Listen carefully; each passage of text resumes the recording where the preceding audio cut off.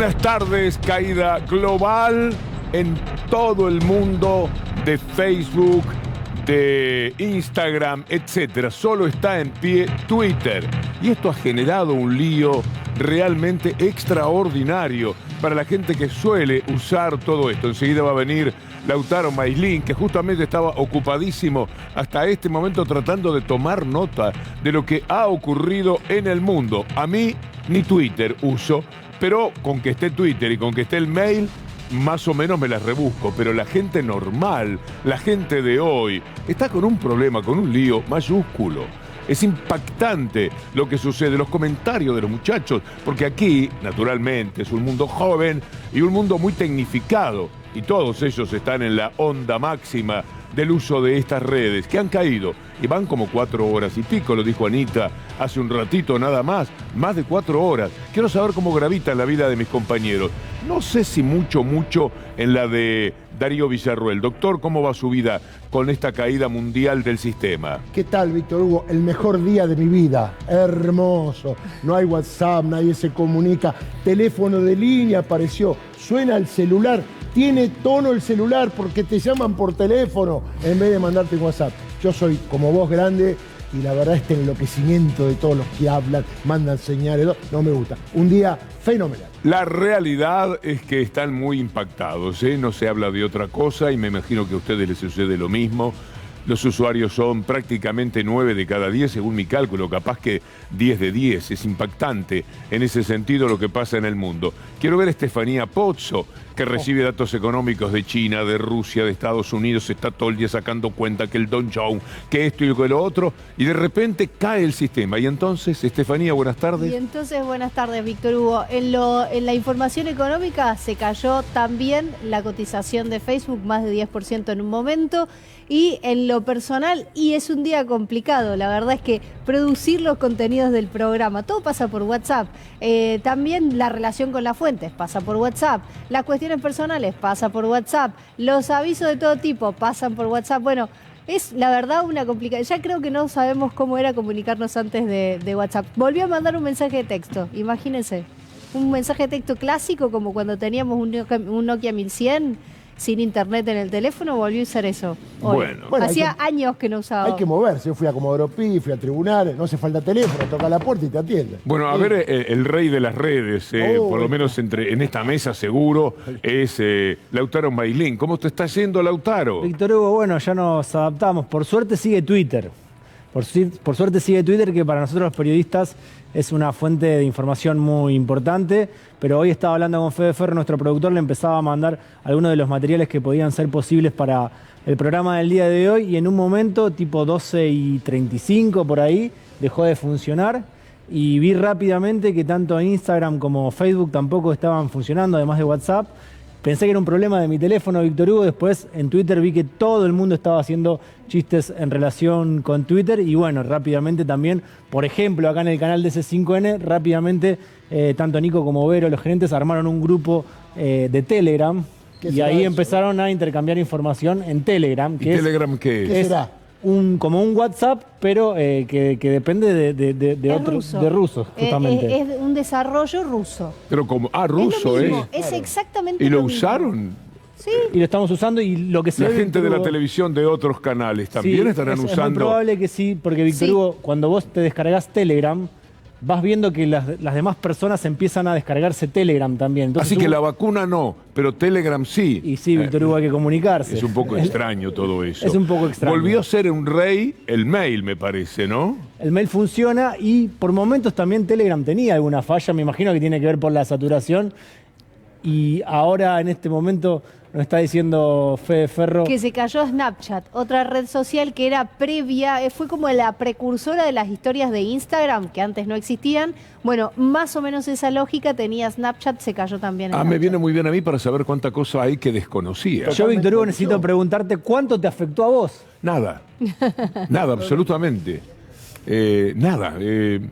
Si se caen los celulares no me molesta a mí. No tengo ningún tipo de problema con el uso. Bueno, sí tengo mucho problema porque soy un ignorante del mundo que tenemos hoy día. Por supuesto que a mí no me divierte. Me quedé afuera. No pude engancharme, nunca más hice un esfuerzo.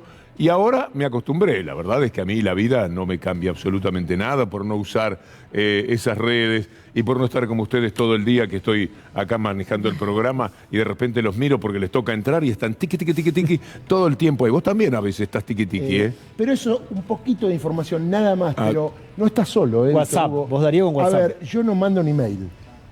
O sea que estoy más fuera. Yo soy analfabeto tecnológico y no quiero saber. Bueno, vamos a ponerlo en términos de información. ¿Qué es lo que ha pasado hoy a partir del mediodía, Lautaro Maislí?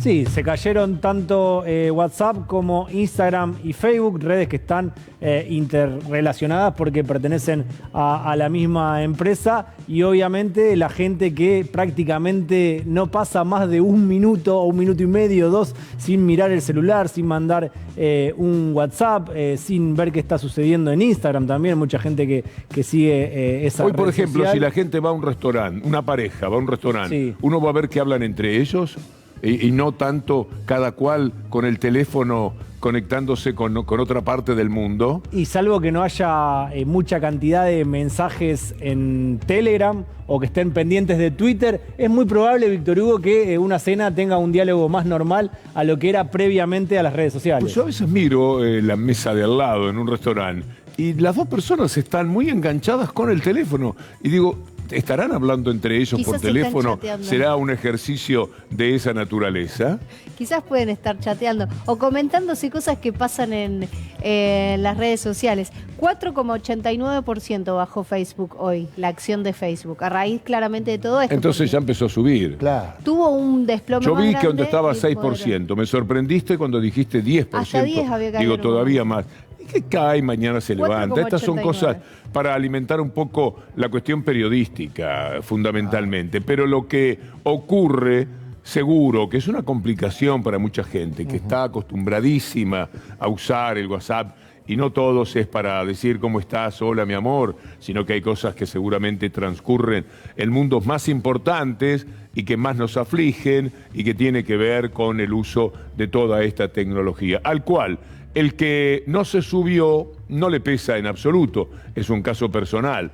Pero el que está metido en eso seguramente hoy es un dolor de cabeza. Lo que funciona es el Twitter. Y Anabela Sánchez, que es una productora genial que tenemos aquí entre tantos capos de producción, dice, vamos a hacer la columna entre Twitter y lo que del Twitter repercute desde el punto de vista de la producción. Así que nos vamos a basar hoy en esa tecnología. Está bien dicho tecnología, ¿no? Sí, Víctor Hugo. Y plataforma le puede decir. Plataforma, bien. yo te iba a decir, Víctor Hugo, vamos a ver cuánto le afectó esto a Víctor Hugo en relación de lo que le haya afectado a Anabela Sánchez.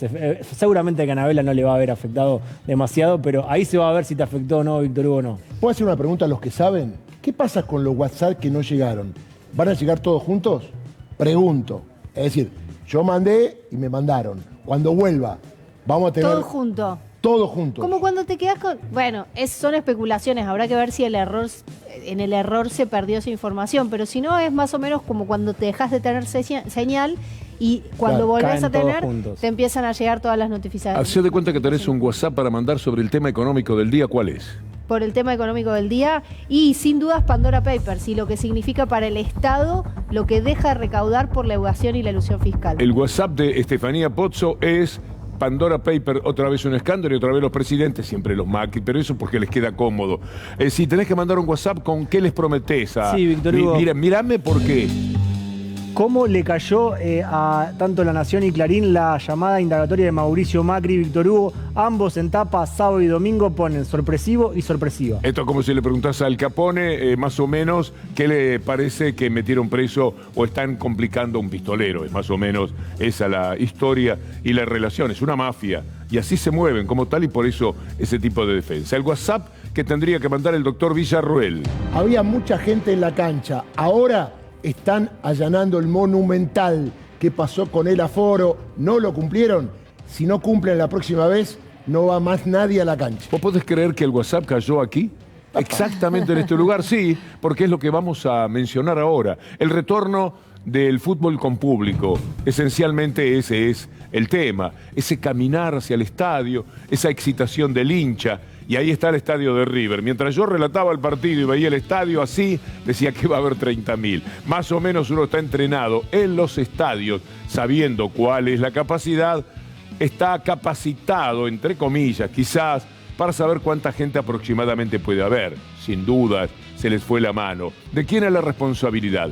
¿De River, que es el dueño del estadio? ¿Del señor Donofrio? ¿Quién va a dar las explicaciones? Porque esto puede llegar a complicar el retorno del público a las canchas. ¿Por qué no tomaron medidas? ¿Por qué no hicieron las cosas como corresponde? ¿Por qué tienen esa desidia? ¿Por qué juegan siempre en contra y siempre mal? Te habilitan para que puedas llevar gente al estadio, para que puedas mantener la recaudación, para que vuelvan los abonos. Y vos permitís que haya 40 o 50% más de gente de lo que estaba permitido. Es la responsabilidad de Donofrio, quiero establecerlo. Si no es Donofrio, es la Asociación del Fútbol Argentino. ¿Quién se hace cargo de las puertas, de los estadios, por donde entraba gente? ¿Quién vendió más entradas o permitió más abonos de lo que correspondía? Un verdadero desastre, un desquicio. ¿No podemos hacer algo bien, Darío, vos que sos hombre de fútbol también? De hecho, Víctor Hugo, ya esto se veía venir, porque acordate que los clubes pidieron el 70%. Y desde el gobierno le dijeron que no. A propósito, ahora hay una reunión importante que está el ministro de Seguridad, la ministra de Salud, los dirigentes de fútbol y también el ministro de Deporte. Y están muy enojados del gobierno porque recordemos también que se esperó hasta el viernes para hacer las maniobras. En realidad la AFA esperaba que el gobierno le diga, y el gobierno lo dijo hace más de una semana. Están habilitados hasta el 50%. A veces, de la Asociación del Fútbol Argentino, esperan que sean otros los que hagan las cosas. Y cuando abrís el estadio, el responsable de cumplir con lo que hay que hacer son los que abren cada uno de los estadios. Esto es el público local, esto es el club local. Un ejemplo, yo fui a la cancha, Chacarita Junior, estamos mal, poca gente, capacidad 22.000 personas, había 4.000. Estábamos todos tranquilos, me revisaron, me tomaron los datos, todo muy bien. Pero claro, en los clubes grandes que tienen muchos socios, muchos abonados, va a ser bastante difícil volver para atrás. La mafia de Clarín jugaba a dos puntas. Jugaba también con la posibilidad de que hubiera líos. Estuvieron trabajando toda la semana por lo que había pasado con la barra brava de Independiente o las barras que se habían enfrentado.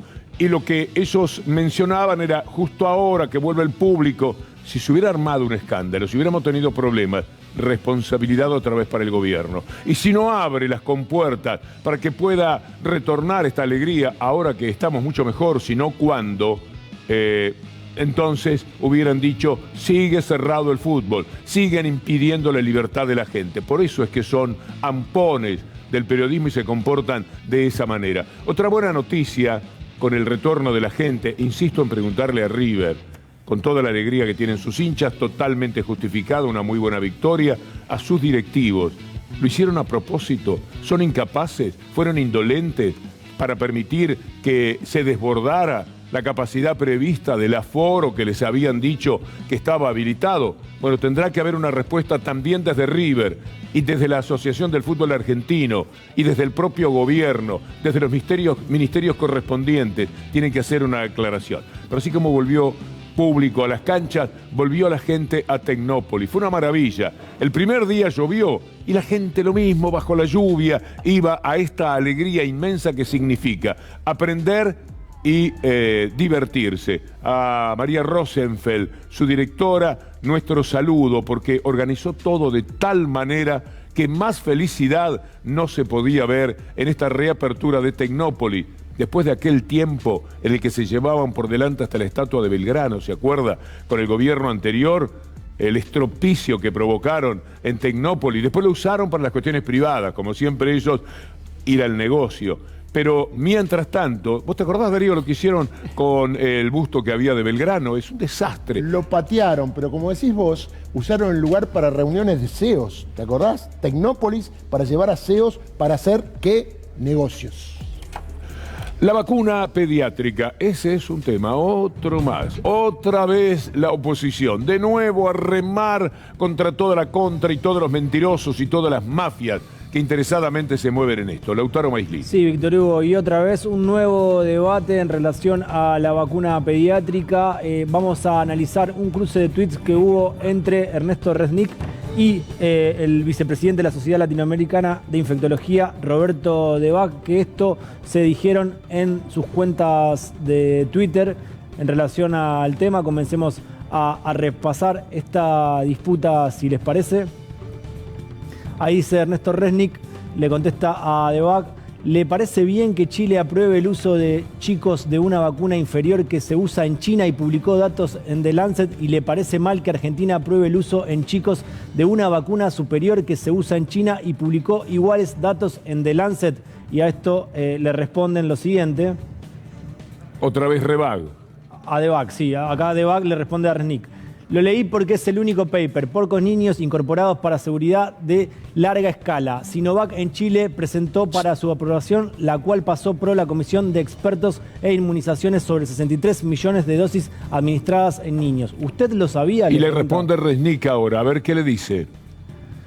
Inmunizaron a 63 millones de niños en un ensayo. ¿Entiende lo que está diciendo Debac? Le pregunta Resnick. No entiende, se ve Debac. ¿Y qué dice Debac? Y otra vez, Debac: sí, así es. Los datos de seguridad fueron entregados al Ministerio de Salud de Chile sobre 63 millones de dosis administradas en niños mayores de 6 años en China. ¿Usted me manda a leer a mí? Le pregunta Debac a Resnick y dice: y no tiene nada de ese dato. No sea irrespetuoso. Buenas noches, ya es tarde. Lo que hacen en Buenos siempre Aires. Estos tipos. ¿Quiere cerrar la comunicación? Claro, cerrar la comunicación porque empiezan a perder. Pero Resnick le dice: pero obvio, eso no es estudio de seguridad, señor. Eso es dato de uso de vacunas, que es precisamente lo que sucede con Sinopharm. Ya aprobada también en China, le dice. Y teníamos también un destacado de Debac que había tratado de hacer un pronóstico hace unos meses en relación a este tema, al tema de la pandemia. Si les parece, Víctor Hugo, lo compartimos. Es del 20 de agosto, una advertencia que ahí citaba Radio Mitre del 20 de agosto de este año, la advertencia de Roberto Debac: en las próximas semanas tendremos una tercera ola. Esto es lo que dice Debac con un anuncio, con un pronóstico que nunca...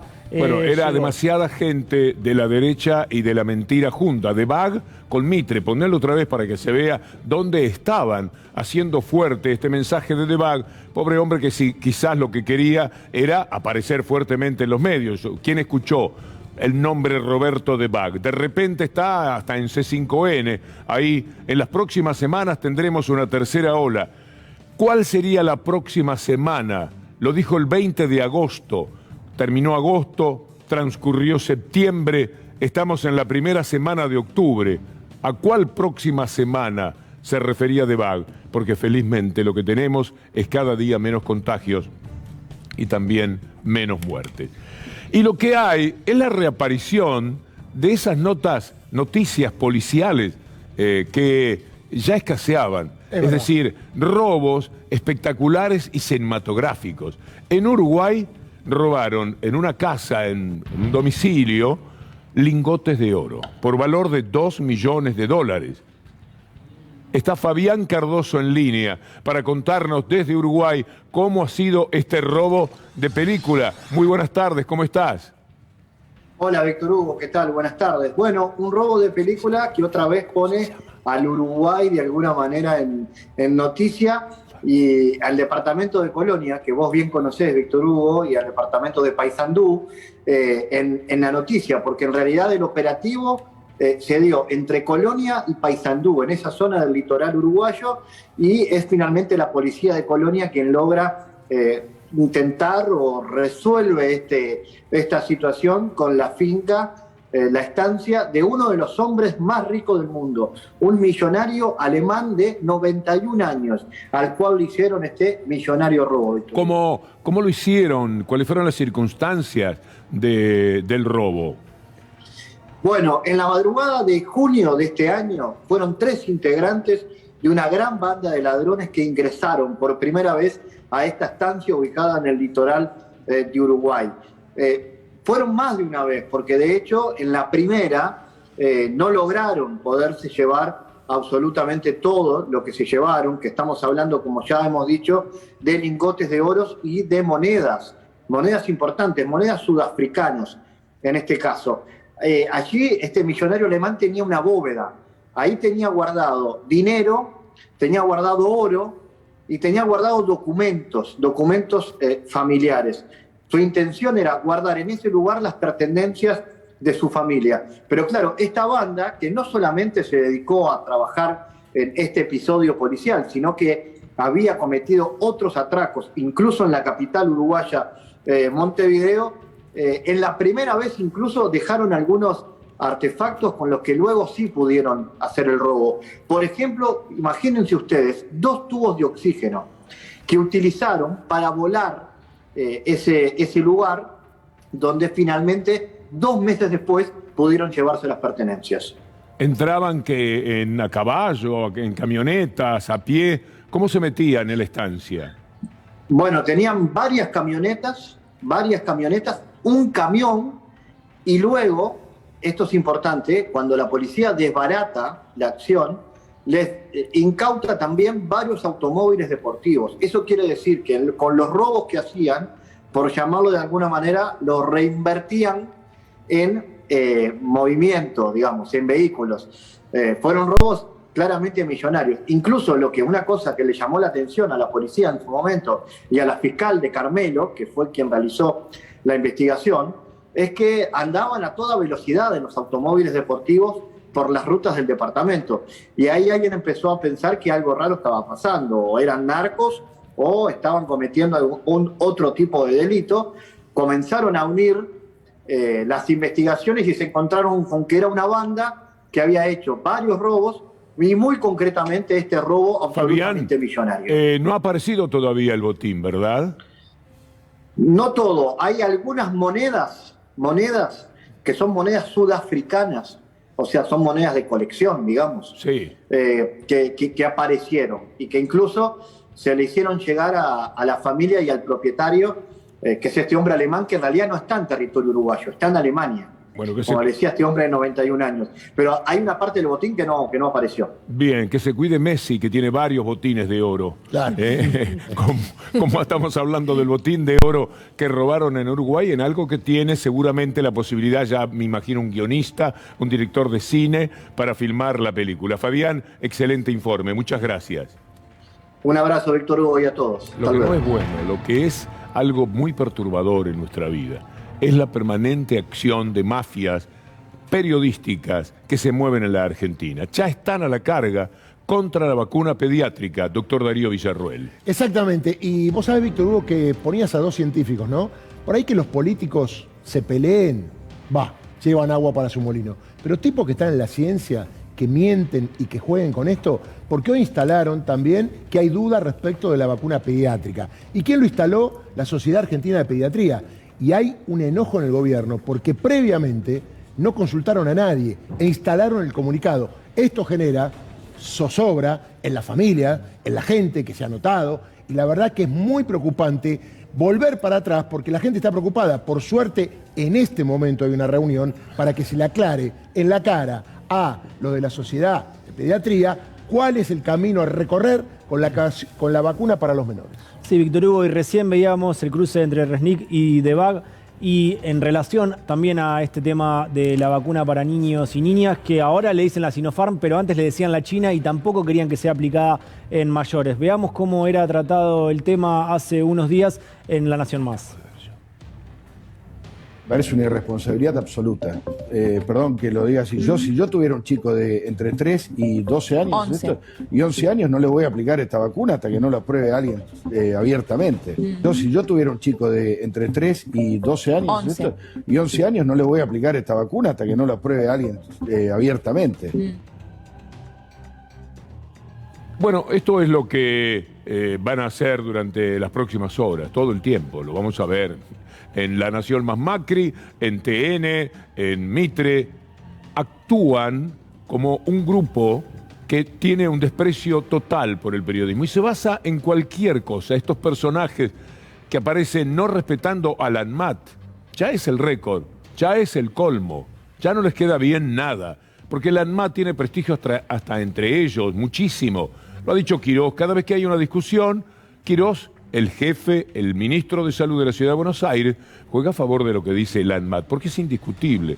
Pero acá tenemos algún personaje que también, ganando terreno, dice algo de lo que seguramente tendrá que desdecirse, por lo que señalaba hace un rato Resnick, y los medios de comunicación, Lauti, inmediatamente van al acecho. Están como el puma sobre la presa, mirando desde para abajo, para el barranco, para lanzarse de esa manera, de la peor manera, para destripar las verdades. Sí, Víctor Hugo, y en ese mismo canal llaman a alguien de la red Vacunar, que es Red Vacunar. Curiosamente, esta red está en contra de la vacunación, en este caso con la Sinopharm. Lo compartimos.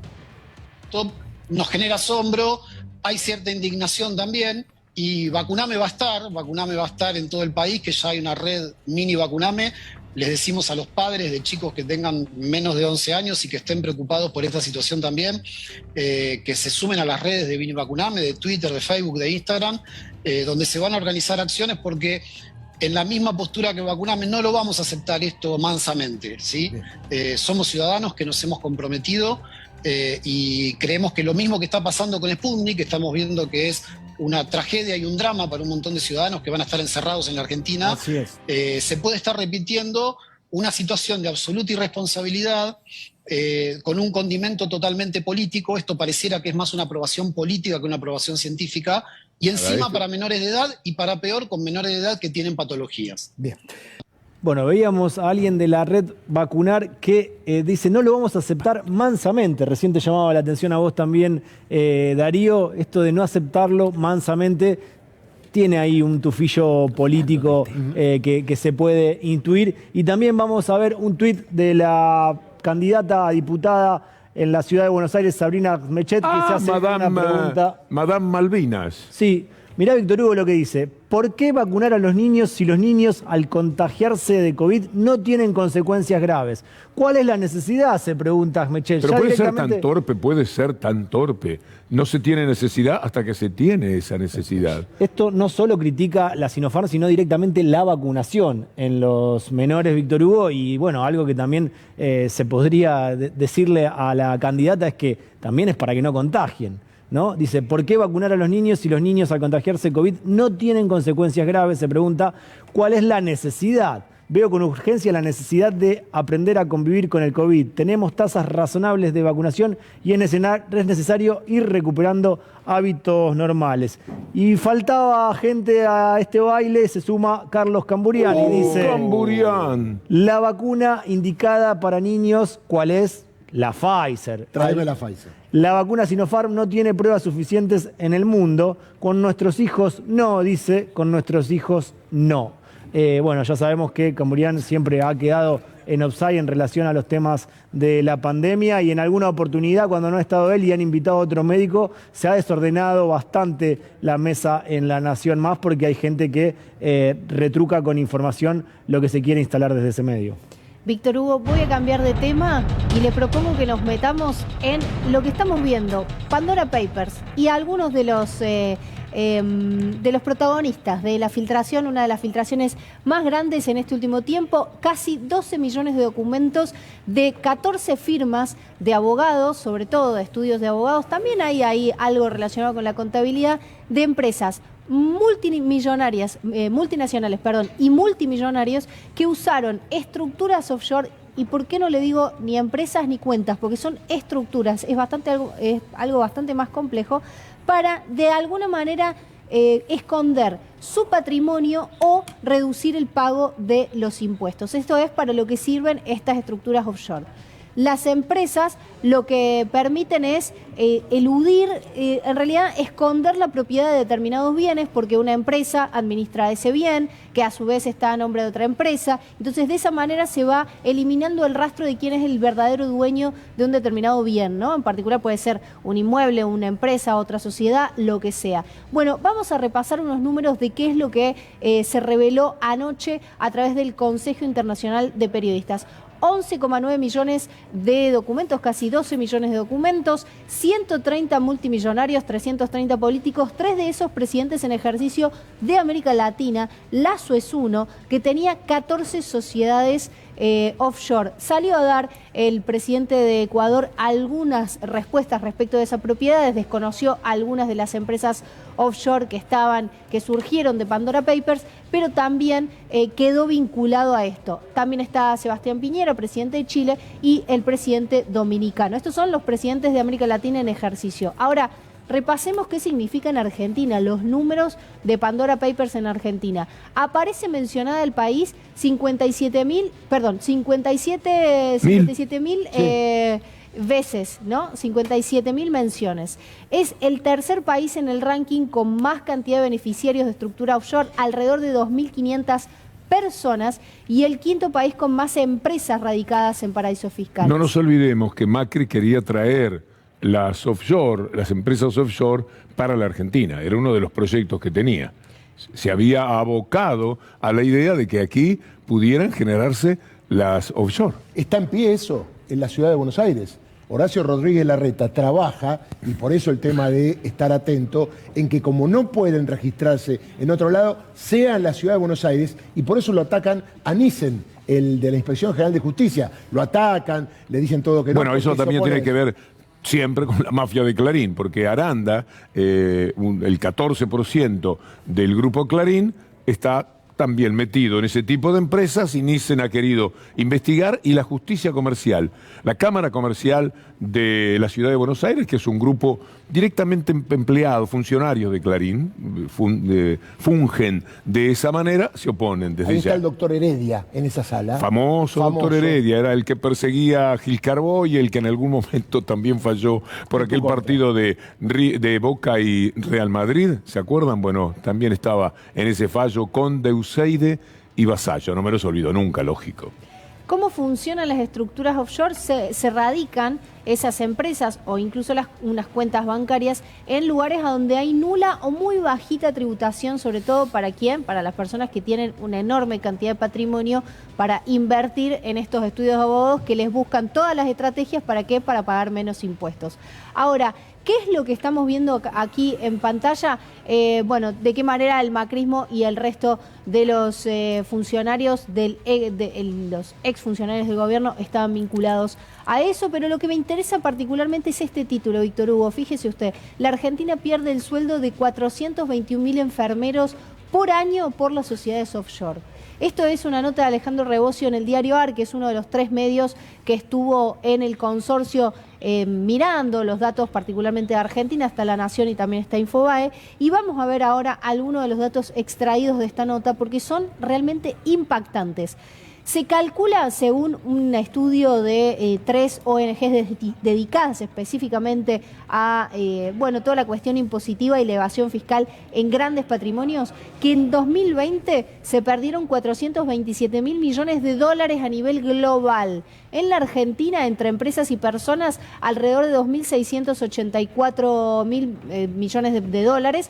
Y esto equivale, como leíamos recién en el título, a 421.000 sueldos de enfermeros todo el año, o 1/10 del presupuesto educativo de todos los niveles del Estado. De todas formas, esto es una estimación, porque claramente no hay forma de saber a ciencia cierta cuánto significa. Incluso se habla en el diario The Guardian de 800.000 millones de dólares de pérdida por estos Panama Papers de recaudación de los estados. Estos son cálculos que por otra parte ya se conocían antes de la aparición del consorcio. El consorcio a mí me genera muchas dudas. El consorcio es el mismo que ocultó que Macri tenía Panama Papers antes de las elecciones. Lo dijo después.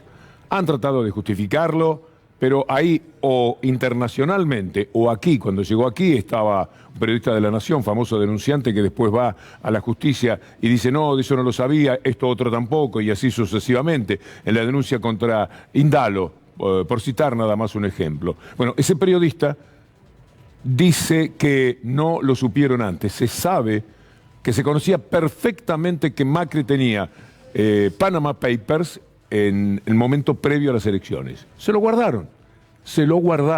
Fue un acto propio del tipo de periodismo que tenemos. En un ratito vamos a conversar con Santiago O'Donnell, que conoce bien a esta gente. Y por algo Santiago O'Donnell no está en estos momentos integrando ese tipo de consorcio. Debe ser demasiado. ¿Está Santiago? Qué gusto saludarte, Santiago. Muy buenas tardes.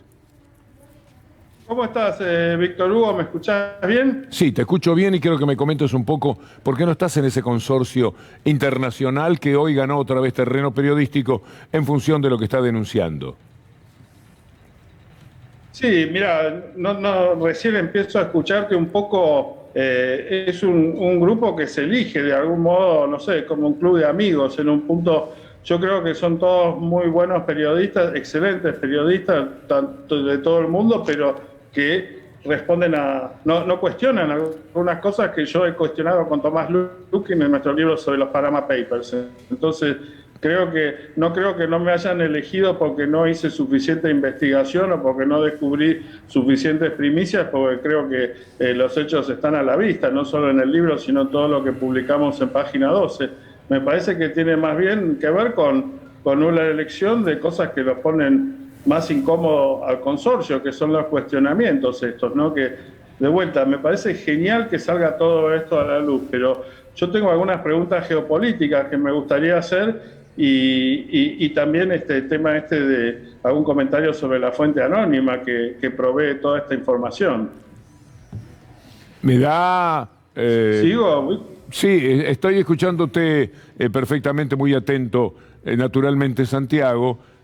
Cuando trascendió lo de los Panama Papers de Macri, este mismo consorcio no dijo absolutamente nada. Después trataron de dar alguna justificación. A mí nunca me gustó ese procedimiento. Pero el trabajo lo han hecho. 11.500.000 papeles. Parece que han revisado. Seguramente son 600 y tendrán a miles de colaboradores trabajando, porque si no, 11 millones de papeles, ¿cómo puede hacer alguien o un grupo de personas, así sean 600, para ver semejante cantidad de material, ¿no? Hay un tema muy puntual, que te lo voy a decir a vos, Víctor Hugo, que lo entendés mejor que nadie. El diario La Nación, digamos, hasta hace poco tiempo tenía una mitad que era, digamos, la parte de la familia Zaguier, que la llamaremos la parte Zaguier, digamos, que estaba en las Islas Caimanes. Y la otra parte, que nunca se demostró, pero siempre se dijo que era la inversión de Clarín, o sea, la podemos llamar la parte Clarinete, que estaba en las Islas Vírgenes inglesas. Entonces, ¿cómo va a ser un diario que tenía la mitad de su patrimonio en las Islas Caimán y la otra mitad en las Islas Vírgenes Británicas para llevar adelante un tema, ¿no? Muy difícil para los periodistas trabajar en esas condiciones. Ahora, después, se prolijó un poco, digamos, la familia Zaguier trajo los capitales, tengo entendido, a la Argentina, o eso es lo que muestran los libros, y la parte, digamos, Clarinete, porque ya no sé de dónde proviene, esa parte fue a parar a Suiza, donde según Julio César Zaguier hay una abogada muy respetable de Suiza que representa esos intereses en el directorio de la Nación, donde casualmente siguen integrando el directorio dos de estos famosos prestanombres que aparecen en estos diarios, ¿no? Bueno, todo esto estaba en mi libro, por ahí eso incomodó un poco, Víctor Hugo. ¿Cómo estás, Santiago? Estefanía te saluda. Estaba pensando... ¿Cómo estás? Bien, en función de lo que recién decías, tenías una duda geopolítica y algo relacionado a la fuente anónima. ¿Qué? Contanos. Sí, mira, gracias, Estefanía. Con respecto a lo geopolítico, yo me pregunto si esto no es una revancha o una venganza o un contraataque a los Wikileaks de Julian Assange, ¿no? Porque está claro que los Wikileaks, el gobierno de Estados Unidos se sintió perjudicado, y a tal punto que Assange en este momento acaban de revelarse la semana pasada que la CIA intentó asesinarlo, ¿no? O mejor dicho, evaluó asesinarlo, cosa que por supuesto no me sorprende y mucho menos lo sorprende al propio Assange, ¿no? Pero entonces, los Panama Papers, en cambio, vos fijate que aparecen todos el gran entorno del presidente chino, todos los amigos de Putin, pero no aparece ni empresario ni político importante de Estados Unidos. Y no me parece casualidad que tanto el presidente de China como el presidente de Rusia digan, esta es una operación en contra nuestra, ¿no? Entonces, digamos, geopolíticamente, por un lado, estos papeles le pegan a China y a Rusia, mientras los Wikileaks le pegan a Estados Unidos, ¿no? Y esto, ¿por qué es relevante? Porque después siguen apareciendo estas cosas, ¿no? Y lo que uno no dice es que el principal paraíso fiscal del mundo es Delaware, que es en Estados Unidos. Claro. Y cada una de estas filtraciones le va volteando muñecos a la competencia, ya sea en los Panama Papers, Panamá sobre todo, después las islas del Caribe, después con los Paradise Papers aparecieron sobre todo las colonias de la isla británica y las islas del Mar del Norte. En los HSBC Leaks fueron principalmente contra Hong Kong. O sea, van desapareciendo todos los paraísos fiscales, pero no hay evidencias de que va desapareciendo la plata en negro, sino más bien parecería que se concentra todo en un único paraíso fiscal en Estados Unidos. Entonces, por un lado, esta cosa de que al principio en los Panama Papers inventaron el nombre de un filtrador que se llamaba John Doe, que en castellano sería Juan Pueblo, ¿no? Sí. Entonces, Juan Pueblo es un tipo como cualquiera de nosotros que va por la calle, Estefanía, yo, Víctor Hugo no diría porque ya es demasiado grande, digamos, un tipo común de la calle que de repente se encuentra en su computadora con un bache de información tan enorme que hasta los propios periodistas tienen que modificar su computadora para poder recibirla. Y casualmente, viste, se la pasa a los periodistas del consorcio, que casualmente está fundado y funciona en Estados Unidos, ¿no? Sí. Y uno debería pensar después, una vez, bueno, ya a mí me dio muchas dudas y con Tomás lo dijimos en el libro, resulta que el propio tipo afectado, o sea, al que le pincharon los teléfonos y supuestamente le robaron la información, dice, no, acá el que me la robó fue Paul Singer, que es el jefe de los fondos buitre, y lo hizo porque quería encontrar información de Cristina que al final ni siquiera estaba en los papers. Claro. Entonces hay un tipo que es muy grosso, que para hacer la mayor filtración del mundo no puede ser un tipo común. Y digo yo, después de la quinta filtración de este estilo, que no toca a Delaware, tendría que pensar que también el gobierno de Estados Unidos sabe algo, o por lo menos no creo que esta cantidad de información.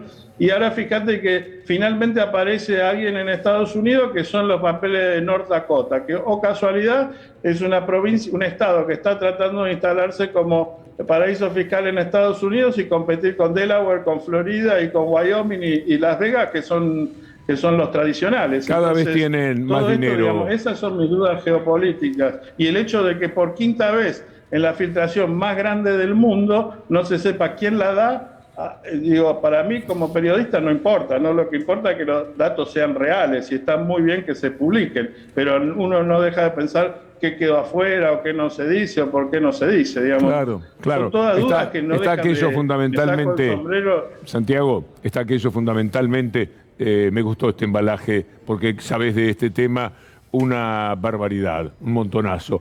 Y lo de Delaware es el estado por donde triangulaba el diario La Nación. Sacaba el dinero de aquí, tuvo un juicio, después lo salvó una cámara afín con todos ellos, pero sacaban el dinero por Delaware y lo triangulaban para traerlo nuevamente. Lo sacaron a través de Barton, la empresa que vos mencionaste la pasada, que podría tener Clarín, nunca se supo exactamente quién estaba adentro, se llama Barton y es la que tiene en las Islas Vírgenes o en las Caimán.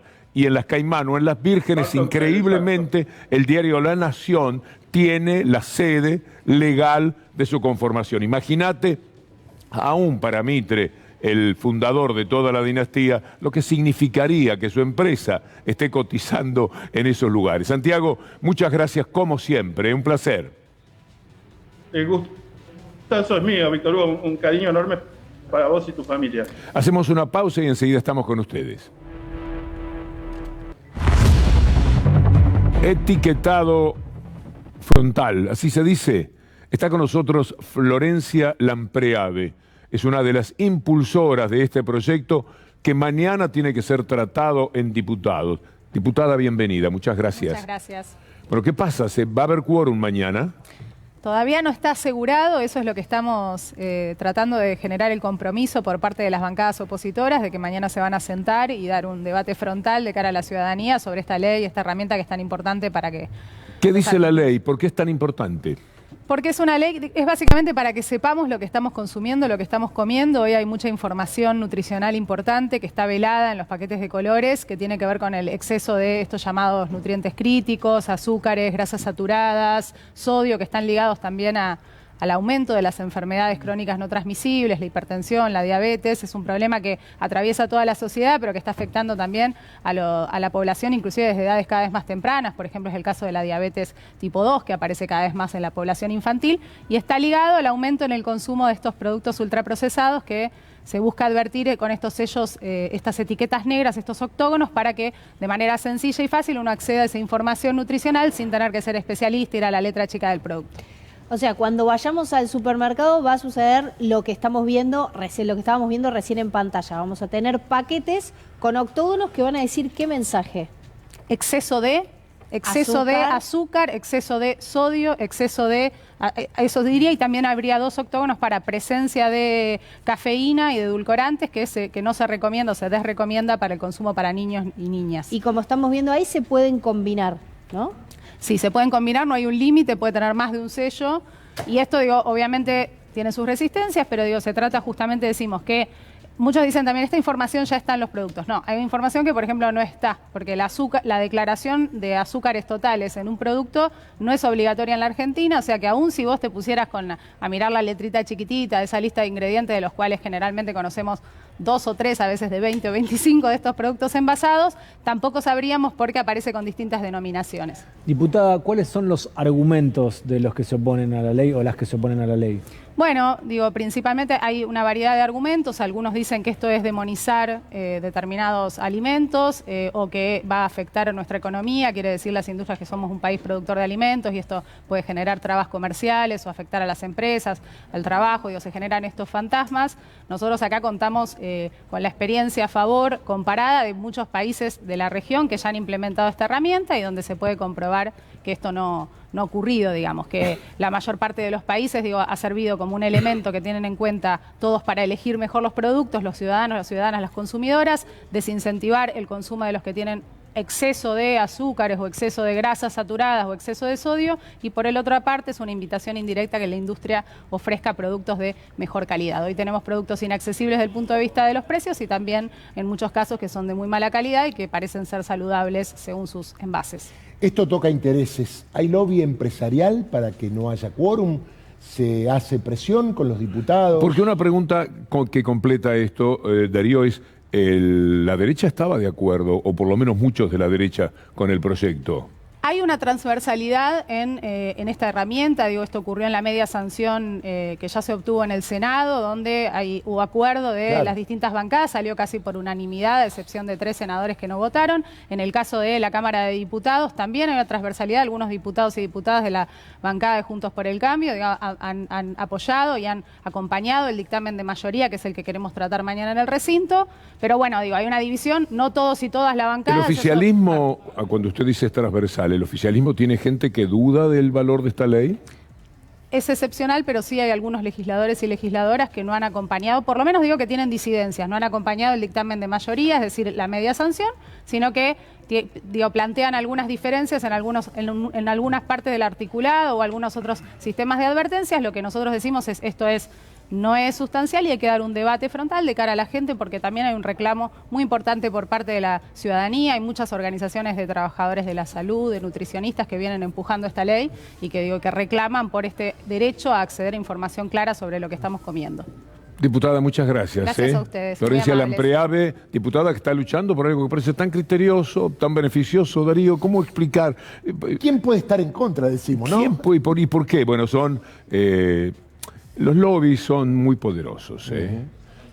Más, en algunos lugares están reglamentados, en Estados Unidos, por ejemplo. Muchas gracias. Lautaro. Víctor Hugo, volvió Patricia Bullrich a la cornisa. Nosotros acá decíamos que parecía la conductora y que Luis Majul ya parecía un panelista más. ¿Qué dijo Patricia Bullrich? Que somos el país más pobre del mundo. ¿Quieren ver si hubo repregunta? Lo vemos. ¿Llevamos o nos llevan todo? Ya no somos ni de clase media, ni de clase media baja, ni pobres con un plan social. Ya somos, digamos, el país más pobre del mundo. Sí, sí. Ya somos, digamos, el país más pobre del mundo. Sí, sí. Es gratis todo esto, ¿no? Decir un disparate así y quedarse muy campante, desde ya todo lo que pasa del otro lado con ¿Cómo el país más pobre del mundo? ¿En comparación con qué? ¿En ¿Con comparación con quién? Pero bueno, eso queda, eso va de suyo por lo que pasa hoy día con el periodismo. ¿Pero ella puede decir esto? Sí. Y seguir tan campante por la vida. Señor, usted dijo un disparate, usted dijo una cosa que no es cierta, usted dijo una mentira, usted dijo algo que daña, usted hace de la decepción una carrera para motivar que la gente esté siempre desencantada. La verdad, esta es su manera de hacer política. Tantas preguntas que se pueden hacer ante una persona que dice que la Argentina es el país más pobre del mundo. Sí, Víctor Hugo, no solo eso, sino que el propio periodista dice sí, en vez de hacer alguna repregunta o preguntarle dónde están los datos, en qué se basa o comparado con qué. Ahora vamos a ver una entrevista que dio Javier Milei, el candidato a diputado por la ciudad de Buenos Aires. Dijo que el primer feminista fue varón y que es mentira que las mujeres ganan menos que los hombres. Para mí la única igualdad que vale es la igualdad ante la ley. Y si vos querés crearle un derecho en favor de alguien, en realidad alguien lo va a tener que pagar, o sea, quiere decir que estás castigando a otra parte. Vamos a poner qué tipo de feminismo estamos hablando, porque el feminismo originalmente es una causa liberal. Es decir, el primero que levantó las banderas del feminismo, ¿sí? Digamos, en 1750 fue Jeremy Bentham. Es decir, el primer feminista fue liberal. Si eso fuera cierto, que las mujeres ganaran menos, las empresas estarían llenas de mujeres, porque los empresarios quieren ganar dinero. O sea, es un oxímoron, es un error enorme. Falso de toda falsedad, ¿no? Y la evidencia es la realidad, no hay mucho más que mostrarle al señor Milei las estadísticas que sacan la opinión, ¿no? Porque para eso nos sirven los datos, para sacar la opinión de la lucha de opiniones y pasar a ver qué es lo que sucede en la realidad. Las mujeres tienen menos oportunidades de trabajo y hay una nota hoy interesante en página 12 que dice directamente que el mercado de trabajo penaliza a las mujeres que son madres. Tienen menos tiempo, dedican más tiempo a los trabajos de cuidado y eso hace que tengan menos oportunidades en el mercado de trabajo pago. Bueno, barbaridades de Milei que hay que escuchar todo el tiempo. Me atraganté, ¿eh? En 3 o 4 minutos estamos con la columna.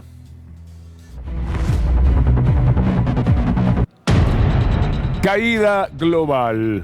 El sistema no funciona. Es una metáfora de lo que pasa en la realidad, en la vida. El sistema no funciona. Pero no funciona por hambre, por migraciones desatendidas, por todo lo que ya sabemos y mucho menos en los tiempos del COVID. Pero lo que no funciona hoy es el sistema informático, todo lo que tiene que ver con Instagram, etcétera, y que ha motivado los WhatsApp, una verdadera locura en el mundo entero, porque se cayó en todo el planeta el servicio y todavía están penando muchísimos de nuestros compañeros, como ustedes en sus casas. Sin el WhatsApp, muchos sienten que no son nada. Y esta es una realidad a la cual igual le podemos poner humor con Mr. Bean, que juega a lo que Twitter le dice, por ejemplo, a Facebook. Veámoslo porque es gracioso. Esta es una manera de jugar. Ahí está Twitter riéndose. Solamente funciona Twitter, por lo que tengo entendido. Y alguna otra red no demasiado conocido, por lo menos para mí. Vamos a hacer el desarrollo de todas maneras con el mundo como si todo estuviera en orden, menos el propio mundo. Pero digo, los sistemas estuvieran funcionando. Mire lo que pasa en Brasil con Bolsonaro, que sigue siendo un personaje desastroso de la historia de la humanidad. Miles de personas protestan contra el presidente Bolsonaro. Las consignas más frecuentes en los carteles y en los discursos fueron la defensa de la democracia, piden la destitución del presidente, etcétera. Y esto ocurre en función de lo que el video que vamos a ver ahora demuestra enfáticamente.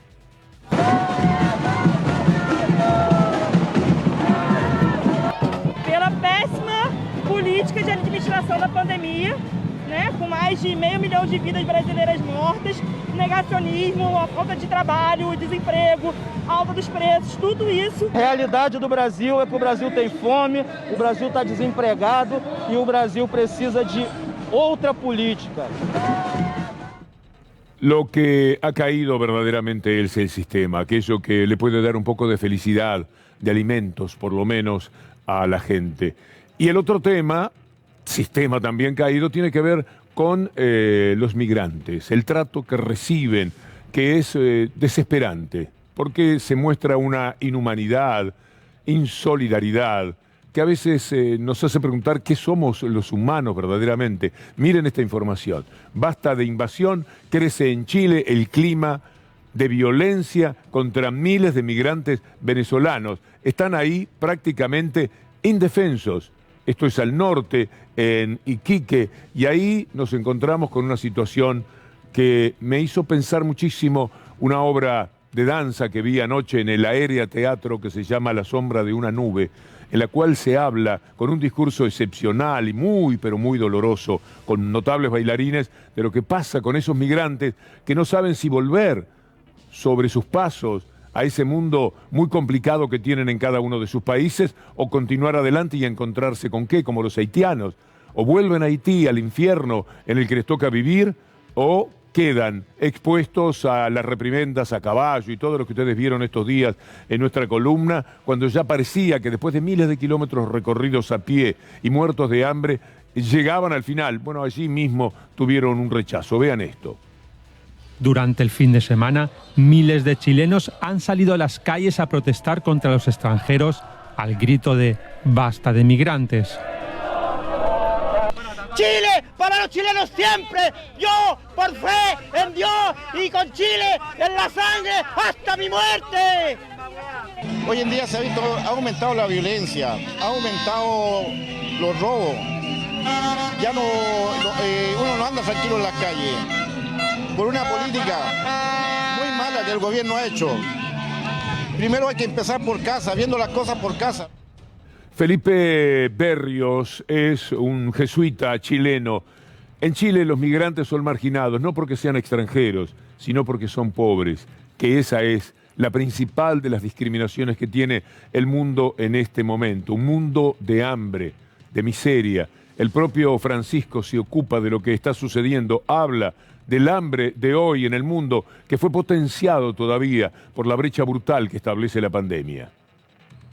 Los niveles de pobreza son el indicador más claro de la injusticia distributiva que rige en el mundo y de las fallas que nosotros hemos tenido en la implementación de los derechos más elementales. O sea, la periferia aumenta y el centro, digamos, del poder, de la riqueza, se estrecha cada vez más. O sea, la mayor parte del dinero, de las posibilidades, están en unos pocos y la mayoría sufren la pobreza. Viendo el punto de vista del Santo Padre, sería bueno que le pase un mensaje a la cúpula de Opción por los Ricos de la Iglesia en la Argentina, que trabajan duramente a favor de toda derecha. Y las derechas son las que hambrean el mundo y se llevan todo por delante, lo sabe Francisco, sin ningún tipo de duda. Así las cosas, valdrá la pena recordarles la enorme injusticia que hay en el mundo en el tema de la vacunación. 51 países están en estos momentos con el 10% de su población apenas vacunado. No llegan ni a ese objetivo. 51 de los países. Y aquellos que podrían estar plenamente vacunados por idiotez, por imbecilidad y por política, por derecha, una vez más, nos encontramos con que no pueden vacunarlos a todos. El presidente de Estados Unidos, Biden, se vacunó por tercera vez. Se da la vacuna porque piensa que de esa manera incentiva a que 70 millones de norteamericanos que no se quieren vacunar, 70 millones de norteamericanos, la inmensa mayoría, absoluta mayoría, republicanos, a ver si reaccionan y dicen, tenemos que ayudar, porque ahora están tratando de mantener el statu quo de la predominancia del COVID, porque si se llega a la inmunidad de rebaño, que Estados Unidos ya podría tenerla, entonces no tendrían cómo ir contra el gobierno demócrata. Eso también es la más pobre política que uno pueda pensar en el mundo. Veamos al presidente Biden vacunándose otra vez. No, I haven't any side effects the first or the second. We have plenty of opportunities to make sure we get everyone in the world to play our part, the largest part. Boosters are important, but the most important thing we need to do is get more people vaccinated. Vean ahora lo que sucede con United Airlines, una de las líneas aéreas más importantes del mundo. Bueno, echa a los trabajadores, casi 600, que no se han querido vacunar, no tienen más trabajo, los echó. Vean esta información. Cerca de 600 trabajadores de United Airlines que no quieren vacunarse están al borde del despido. La aerolínea comenzará a terminar los contratos de sus empleados en Estados Unidos que se nieguen a cumplir con la exigencia de vacunación de la compañía. A inicios de agosto, United fue una de las primeras empresas en requerir pruebas de vacunación contra el COVID-19. Los trabajadores tienen la opción de conservar sus puestos si se vacunan antes de que formalmente los despidan, pero ya el 99% de ellos está vacunado. Pero la caída global es muy grave en esta jornada y es el tema predominante. Nosotros estamos hablando de todos estos asuntos y ustedes cada cual está mirando permanentemente el celular para ver si reaparece Instagram. Ahí lo tengo a Lautaro Maislin, a Estefanía Pozzo, cada uno de ellos buscando a ver si encuentran alguna respuesta. Todavía no, Lautaro, ¿no? Sigue caído el sistema, porque en esa búsqueda uno dice, en algún momento alguien va a decir, ¡Eureka! Apareció de nuevo Instagram, apareció de nuevo WhatsApp, puedo hacer un llamado por WhatsApp. Ciertamente, para la inmensa mayoría de la gente, sobre todo en ciertos targets, en edades, esto es un verdadero desastre. Mi generación quizás está un poquito afuera de estos problemas y yo mismo ni entiendo qué es lo que está pasando, pero sí me doy cuenta que es una situación muy, pero muy grave para millones de personas. Pese a todo, tenemos los tweets. El Twitter marcha fenómeno, como Mr. Bean le decía, tomándole el pelo, cruzándose de piernas al lado de alguien que estaba todo enyesado y que venía a significar Facebook. Vean este tweet de uno de los Olseviki, que son muy trabajadores en este tema. Nico, ¿se acuerdan cuando nos decían que todos los mayores de 18 íbamos a quedar sin vacunar este año? Bueno, ya hay suficientes vacunas en Argentina como para inocular inclusive a todos los de 3 a 11 años. Buena semana. Aquí vale siempre la pena recordar la tapa de la mafia de Clarín, todo el daño que intentaron hacer, sembrando el descrédito y la decepción entre la gente. Véanla, porque hacer memoria con estas cosas es algo finalmente útil. Quedarían sin vacunar este año los que tienen entre 18 y 60 años. Recordemos siempre, porque así juega la mafia, y lo van a ver jugar a partir de este momento también, ahora, contra la vacuna pediátrica. Primero vamos a escuchar a Oscar Trota, el director del Garrahan, diciendo algo que me parece sumamente importante a tener en cuenta por lo que después les vamos a mostrar.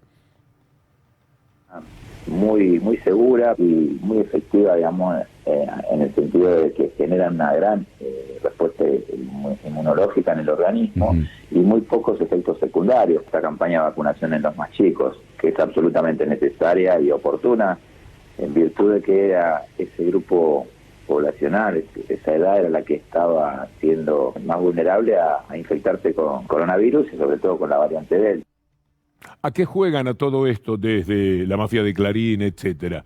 ¿A qué la vacuna pediátrica no camina, no sirve y va contra los chicos? Aunque les parezca mentira, así como estuvieron contra la cuarentena, contra la vacuna, contra la Sputnik, contra la Sinopharm, contra absolutamente todo, incluso ignorando cuando llegó la Pfizer, siempre jugando en contra, porque para ellos el valor más importante es el de la muerte, porque es lo que podría ayudar. En estos momentos están desencantados de que en la Argentina ayer murieron 64 personas. En términos relativos, muy poco, aunque 64 sigue siendo un número todavía alto.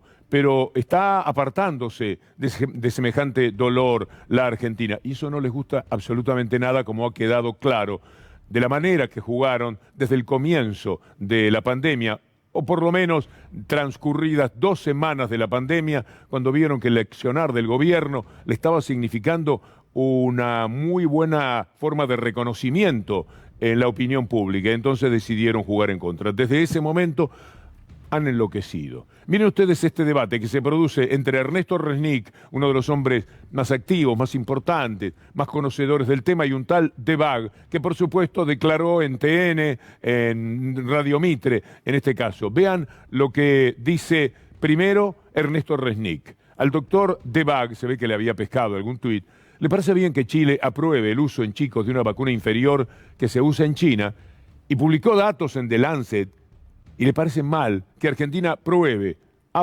el uso en chicos de una vacuna superior que se usa en China, y publicó iguales datos en The Lancet. Le está diciendo Resnick, no embromen, no jueguen con estas cosas, no tienen vergüenza. ¿Y qué responde este personaje de Bag? Roberto, los leí porque es el único paper, pocos niños incorporados para seguridad de la larga escala. Sinovac en Chile presentó para su aprobación, lo cual pasó por la Comisión de Expertos en Inmunizaciones sobre 63 millones de dosis administradas en niños. ¿Usted lo sabía? Y le responde Resnick, que por supuesto de los dos es el que sabe en este tema. ¿Inmunizaron a 63 millones de niños en un ensayo? ¿Entiende lo que está diciendo Mr. Debag? Y Debag dice, sí, así es. Los datos de seguridad fueron entregados al Ministerio de Salud de Chile sobre 63 millones de dosis administradas en niños mayores de 6 años en China. Usted me manda a leer a mí y no tiene nada de ese dato, no sea irrespetuoso. Buenas noches. Hace como siempre. Ellos se van en el momento que empiezan a perder la discusión. Pero Resnick tenía algo más para decir y lo hace de esta manera. Ah, pero obvio, eso no es estudio de seguridad, mister. Eso es datos de uso de vacunas, que es precisamente lo que sucede con Sinopharm, ya aprobada también en China. Están jugando contra la vacuna para los pibes. Mire La Nación Más, escuche a La Nación Más. A mí me parece una irresponsabilidad absoluta. Perdón que lo diga así. Si yo tuviera un chico de entre 3 y 12 años 11 años, no le voy a aplicar esta vacuna hasta que no la apruebe alguien abiertamente. Si yo tuviera un chico de entre 3 y 12 años 11 años, no le voy a aplicar esta vacuna hasta que no la apruebe alguien abiertamente. Todo es una gran locura, es jugar en contra. Y lo que va a pasar de aquí a noviembre, cada día superan sus propias marcas, que parecen invencibles. En maldad, en miserias humanas, son como aquel saltador de garrocha, ¿se acuerda? Sergei Bubka, que todos los días superaba 1 centímetro, por lo menos una marca que ya parecía, de acá más no se puede. Bueno, ellos consiguen seguir mintiendo y superar sus propias marcas. Por ejemplo, se presenta el proyecto agroindustrial. Una posibilidad cierta, importante. El gobierno le pone un énfasis muy grande y uno comparte que esta es la salida. Lo agro y lo industrial juntos y al mismo tiempo. 1000 veces se ha hablado de esto. Mire el tuit de alguien al que sabemos, un delincuente, fundamentalmente a través de lo que dice su hermana, Dolores. Estoy hablando de Echeverre Luis. Dolores Echeverre dice que este Luis es un delincuente que la robó y lo está diciendo ahora en un libro, sola se llama el libro. Producir carne, trigo o leche no es un servicio público, dice Echeverre. El montaje de ayer confirma que volvieron a lo peor del pasado. Este nuevo ataque al campo solo puede revertirse con votos en noviembre, para yo ser otra vez, nuevamente, ministro de Economía, y ya saben lo que pasó cuando yo fui ministro de Economía. Entre otras cosas, ayudé a robar a aquellos que, sabiendo cómo venían las reglas internacionales, lo que se iba a hacer, querían vender de apuro, y yo les permití venderles, di todos los elementos para que vinieran e hicieran una gran diferencia. Delincuencia en estado puro, la de Echeverre, y no solamente por eso funciona como un delincuente. Miren lo que dice a todo esto López Murphy, una de las situaciones desgraciadas que le ha dado a la política argentina por tener en este tiempo eleccionario. Vuelve López Murphy con todo lo que ha sido López Murphy, su neoliberalismo, sus fracasos, lo echaron del gobierno a patadas en 15 días porque lo que él quería era jugar para los pocos e ir contra los que estudian, contra la educación. Lo recordamos muy bien, que es lo que dice ahora López Murphy. Pueden hacer cosas mucho más inteligentes que prohibir la exportación. En el mundo la demanda de carne está volando. Tenemos un mercado extraordinario. Ahora, ¿qué hacen otros países? Bueno, fomentan los sustitutos de la carne. ¿Cuáles son los sustitutos? Usted le sería infinitamente más barato subsidiar 50 pesos la producción de pollo, de cerdos. Esas carnes no tienen el valor que tiene la carne vacuna. Subsidiar 50 pesos la producción de pollo, de cerdos. Esas carnes no tienen el valor que tiene la carne vacuna y usted gana. Sí, debe estar diciendo Echeverre y tantos otros, porque no nos olvidemos que el lomo no le gusta a los argentinos. ¿Lo recuerda Echeverre diciendo eso? Argentina no cueste también $5. Es que mirá, es parecido a lo que decís, pero no tanto. A ver. Te doy un ejemplo muy gráfico que es el de la carne. La carne, si nosotros exportamos a precio internacional el 20% del animal que son justamente los cortes que no tenemos hábito de comer, que es lomo. Habitualmente al común de los argentinos, el lomo no le encuentra gusto. Generalmente comemos lomo cuando intentamos bajar de peso y no lo logramos, o estamos saliendo de alguna enfermedad. Habitualmente al común de los argentinos, el lomo no le encuentra gusto. Generalmente comemos lomo cuando intentamos bajar de peso y no lo logramos, o estamos saliendo de alguna enfermedad. En realidad, lo que sucede es que no gusta saliendo de la General Paz. Es saliendo de la General Paz que la gente no come lomo, dice Echeverre. En la capital sí hay otro paladar, evidentemente, y entonces acá comemos lomo, pero uno sale de la General Paz y el lomo lo tiran. No lo pueden ni ver. No hay manera. A la gente no le gusta masticar fácil. A la gente le gusta una cosa un poco más dura. Trabajar y trabajar y trabajar. Estos son capaces de decir. Todo, por supuesto, llevando agua para su molino, ese molino neoliberal de derecha, que lo único que nos ha hecho es lo que dice el Papa, hambrear al mundo, y en la Argentina permanentemente jugar con esa posibilidad. Vamos a ver si en noviembre le llevan el apunte a Echeverre o a lo que uno entiende parecería corresponderse con un mundo un poco más justo.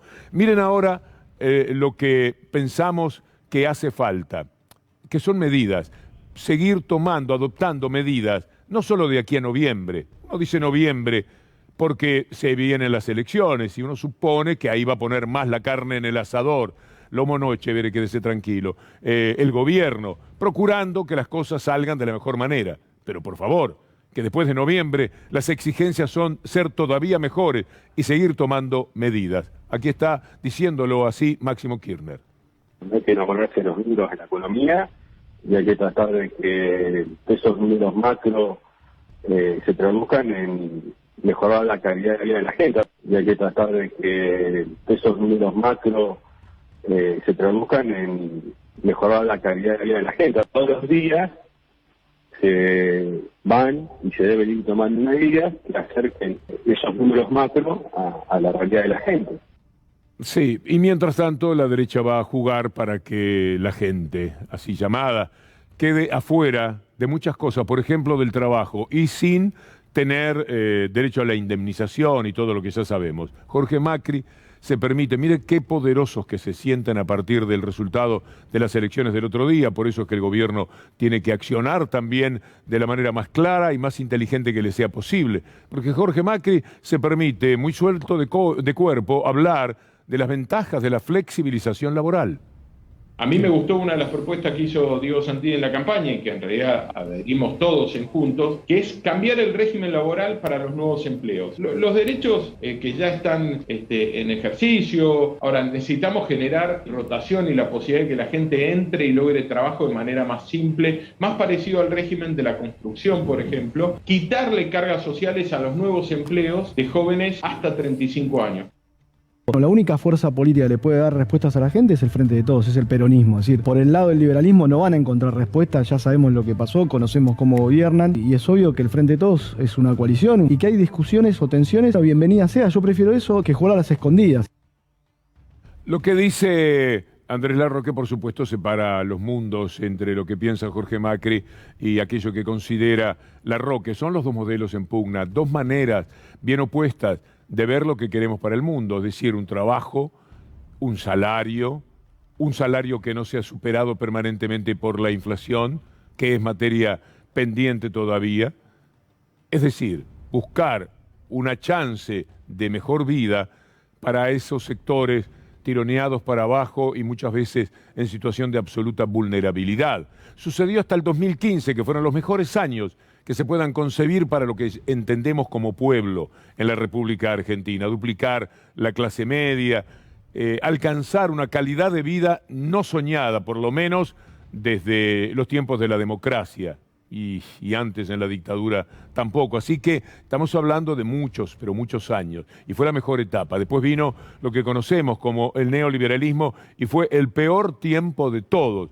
Están en pugna, uno quiere flexibilización, que lo echen a uno del trabajo sin pagarle indemnización, que flexibilizado el trabajo pueda el patrón poner el precio al trabajo, que haya menos laburantes porque habiendo muchos más con expectativa de trabajo, vale menos el laburo. Si hay 1 millón que están desesperados por un trabajo, ese trabajo vale menos. Cuando hay que salir a buscar al trabajador, eso vale bastante más. Y esto es lo que no se quiere por parte de ese modelo flexibilizador que se da en la Argentina, lo que entendemos por la derecha. Vamos a ver a alguien que es víctima hoy de una derecha impiadosa. Elegante estuvo con el presidente de la República, hablaron, dijo, sería muy interesante convertir los que son planes en trabajo, y esto lo cuenta él mismo. Yo estuve viendo algo suyo. No. En la tele hace unos días, que me pareció, yo tenía esa idea. ¿Cuál era? En unas entrevistas que había dicho del planes sociales por planes de trabajo. De trabajo. Eso está bueno.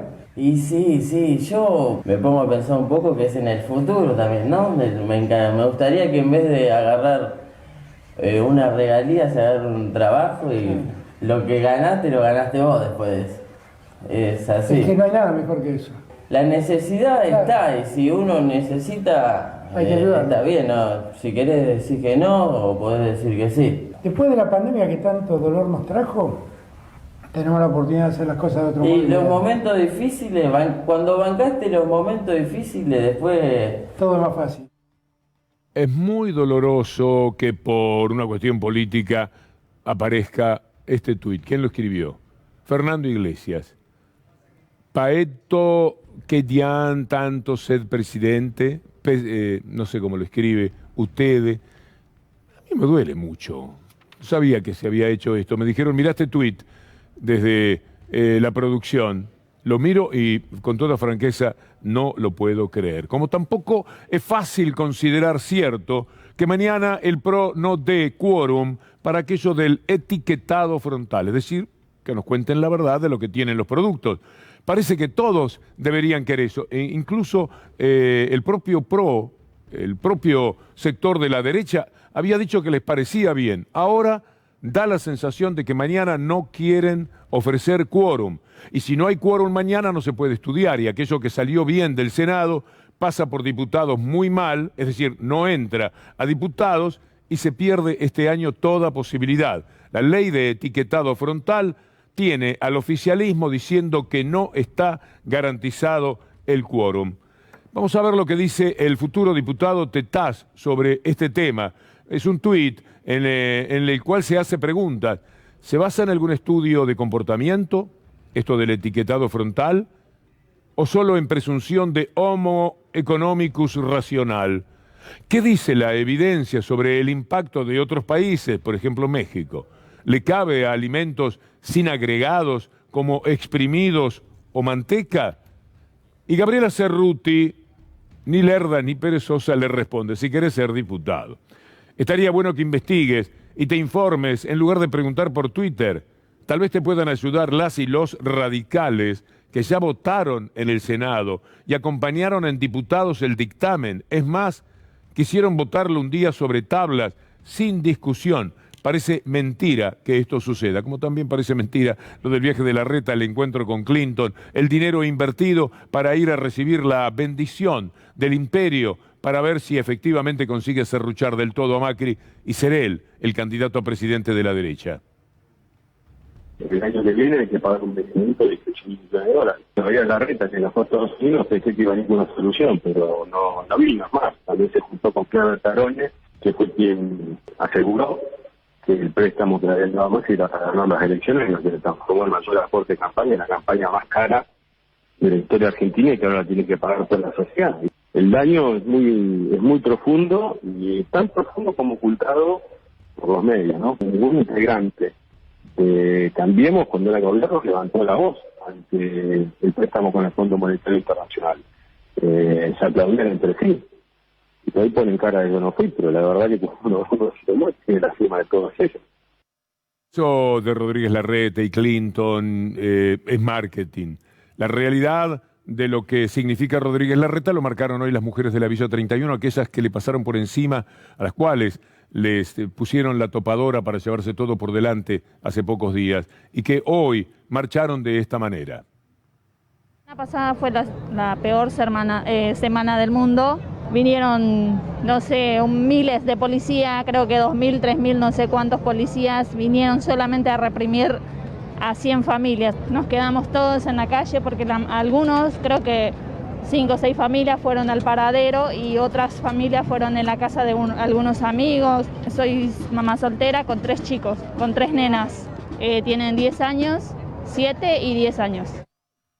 Mientras tanto, hay que seguir haciendo cosas y el ministro Persic de Educación nos recuerda la importancia de conectar igualdad, volver a esas fuentes que fueron abandonadas durante los tiempos del neoliberalismo y que tanto significaron para la educación en la Argentina. Vamos a seguir entregando computadoras de Conectar Igualdad. Empezamos la semana pasada a distribuir, las computadoras se venían comprando desde hace un año, empezó Colás hace un año. Estamos entregando el jueves en La Matanza, en Morón, en 13 en escuelas, y esta semana seguimos, pero arranca la distribución en todo el país para todos los pibes de primer año de la escuela secundaria pública y los pibes de primero, segundo y tercero de las escuelas secundarias rurales. Y mientras tanto hay que luchar, como siempre, contra la mentira que se arrastra con su veneno, repta durante años. Miren lo que nuestra colega Irina Hauser escribe en tuit respecto a Milagros Sala.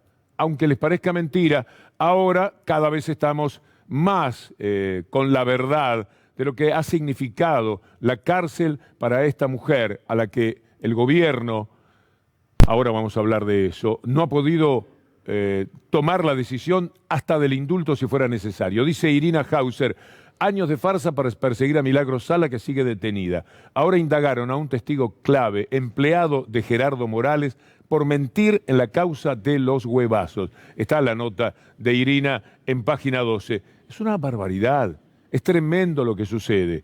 La causa de los huevazos viene del año 2009, cuando Gerardo Morales, como a Macron, como a Cristina Fernández de Kirchner, algún insano le tira un huevazo.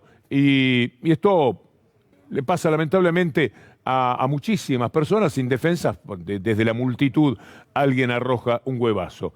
Pero lo que hizo Gerardo Morales fue peor que un huevazo, porque lo que realizó fue una denuncia contra Milagros Sala. Para poder completar la mentira, tomó a alguien que trabajaba para él en la gobernación, que dijo, a mí me mandó Milagros Sala a hacerlo. Y con ese testimonio, nada más, ahora comprobadamente falso, por la denuncia que hizo el fiscal Javier De Luca, uno de los señores que nos queda todavía en el mundo de la justicia. De Luca vio el expediente y dijo, pero esto es una locura. Yo estuve en la audiencia en la cual, frente a quienes han degenerado a la justicia como Hornos, Geminiani y Borinsky, fingían atender lo que decía De Luca, que era un poco este recorrido. Ahora De Luca hizo la denuncia y esto está determinando que se sepa cada vez más cómo habían mentido respecto a Milagros Sala, tal cual lo sostenía también hoy Coco Garfagnini.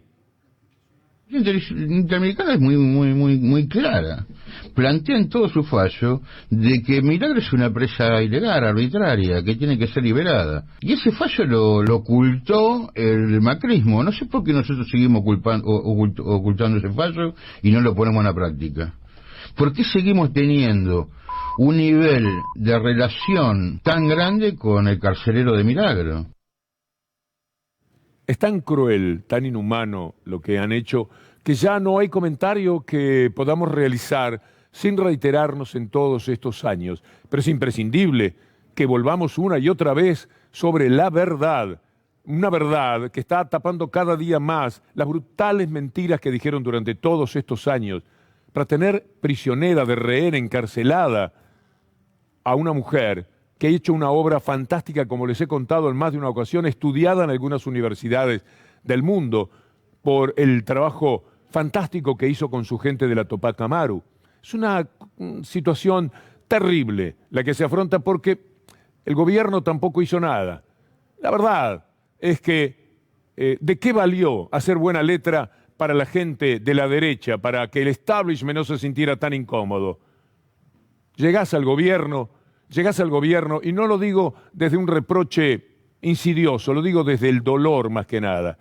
Entre otras cosas, llevado por lo que el pueblo entendía que era injusticia que se estaban cometiendo. Pon el indulto, porque no va a ser Héctor, como el presidente le dijo en su momento, el que deje de perseguirte, de hostigarte y de mentir respecto a la figura, así sea, del presidente de la República, en nombre de los intereses mafiosos que tiene. De nada sirvió tratar de trazar un puente con el establishment, de tratar de comprendernos, déjenme trabajar, permítame gobernar. No, eso no lo van a permitir. Ni ayer, ni hoy, ni mañana, no va a suceder. Y mientras tanto, la gente que injustamente está presa sigue presa. Es una barbaridad y cada día sabemos más de estas mentiras. La causa de los huevazos debe ser la más famosa de todas, las que le tiraron a Milagro Sala. Ahí está ella presa, nosotros haciendo buena letra para el establishment capitaneado por Mañeto, y mientras tanto ellos dándose el gusto de sostener a los mentirosos como ese testigo, como Gerardo Morales, el gobernador de Jujuy. Es muy penoso. Hoy se cayó el sistema. ¿Todavía no volvió el sistema, Lautaro? Volvió el sistema. Me dice Lautaro que sí. ¿Qué es lo que volvió? ¿Instagram volvió? ¿Facebook volvió?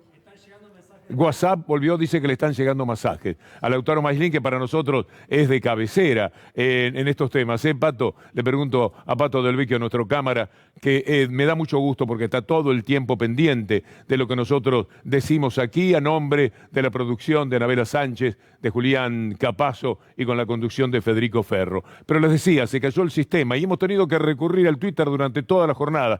Por eso vamos a terminar con un tuit, nuestra columna de hoy, que es de Marco Teruggi, excelente periodista argentino, pero latinoamericano. En los papeles de Pandora están los presidentes Lasso, Piñera, Abinader, los ex Gaviria, Pastrana, Kuczynski, Cartes, Lobo, Cartinelli, el actual ministro de Eco de Brasil, Guedes, por supuesto, todos los Macri, etcétera, todos con cuentas offshore. No es difícil adivinar para quienes gobiernan o gobernaron. ¿Podrían ustedes tenerlo en cuenta? ¿Podríamos considerar efectivamente para quienes gobernaban estas gentes? Vamos a ir a la mesa ahora para charlar con Eduardo Valdés. Qué gusto tenerlo por aquí al diputado. Pero mientras tanto, Charlie cumple 70. 70, Charlie, todavía lo vemos tal muchacho. El 23 cumple 70 y un día se juntó con Mercedes Sosa. ¿Usted se imagina lo que fue ese show? Hoy hace 12 años que murió Mercedes y me entibia el alma, y espero que ustedes me acompañen en ese sentimiento, tenerlos allí juntos mientras nos tomamos un par de minutos para ir a la mesa. Formidable. Qué canción hermosa. Y qué canción, además. Pero Mercedes y Charlie juntos. ¿Qué me dice Eduardo Valdés, diputado? ¿Cómo va, Eduardo? Un gusto. Esto fue un antecedente. Ella lo invita a Charlie a Cosquín y la comisión de folclore, todos se dan por ofendidos, y Mercedes lo llevó y era un momento delicado de Charlie y lo hizo cantar con ella esta canción. Qué maravilla, ¿eh? Sí, sí. ¿Cómo va? Bueno, bien, bien. No, nos conocemos con Eduardo, hemos compartido radio, además, mucho tiempo, y es de toda la gente de la política, que creo que no quiero desairar a nadie, pero creo que es el único amigo que tengo. ¿Cómo estás en consecuencia en tanto amigo, Eduardo? ¿Cómo va, por ejemplo, el tema del tránsito de la frustración de la elección pasada a la próxima de noviembre? ¿Qué sabés? Bueno, uno tiene que, por supuesto que una conmoción fue aquel día, el día siguiente, pero uno inmediatamente tiene, el dirigente político tiene la obligación de encontrar siempre la posibilidad de una esperanza, si no, o sea, al menos nosotros. Entonces lo primero que uno puede hacer ahí es leer qué nos pasó, dónde fue que estamos mal. Hay un libro de John Berger, escritor que uno vive recomendando porque es uno de los genios de este mundo, fallecido hace poco, que se llama Con la esperanza entre los dientes. Y un poco así me imagino que andan ustedes. Sí, Darío. Sí, Pandora Papers, noticia de hoy. Ayer, mientras jugaban River Boca, había en las redes sociales, hoy se va a saber, mucha expectativa. Dicen que faltan nombres de argentinos. Ahí el colega Roberto Marro lo escribió, sabe que hay otros nombres de argentinos. ¿Pero eso qué quiere decir? ¿Que no el mismo consorcio desde allá los está ocultando? Lo dijo usted, no lo dije yo. El propio consorcio de allá, no los periodistas argentinos. No. Estamos hablando del consorcio. ¿Cuánto poder tiene la Argentina? Yo me acuerdo, Víctor Hugo, que el único mensaje que Francisco el Papa Francisco le mandó a los argentinos, específicamente a los empresarios argentinos, les dijo: no escondan su plata en los paraísos fiscales. Título de un congreso del Consejo Empresario Cristiano, creo que se llamaba, ¿no? Y ahí empieza a desarrollar, porque la Argentina, lamentablemente, es famosa en el mundo yo me acuerdo que fue Angela Merkel, creo, alguna vez, que le dijo a algún presidente argentino, no me acuerdo a quién era, si fue Alberto Fernández. Alberto se le dijo. ¿Por qué los argentinos son famosos en el mundo por sacar la plata fuera de su país, ¿no? Y cuando uno ve hoy en el informe que yo leí de que hay 53.700... 57.000 menciones 300 menciones. a Argentina. Y si uno suma esto con lo que fue Panama Papers, ¿no?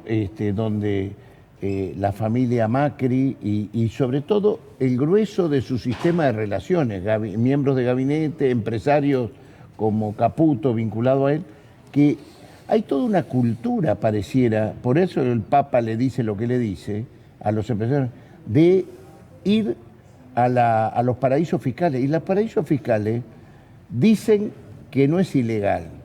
Bueno, no es ilegal, pero yo me acuerdo cuando estudiamos en la facultad, Darío, en Derecho Romano siempre me quedó una oración del profesor que nos decía, hay un jurisconsulto, Paulo, que decía: no todo lo que es lícito es honesto.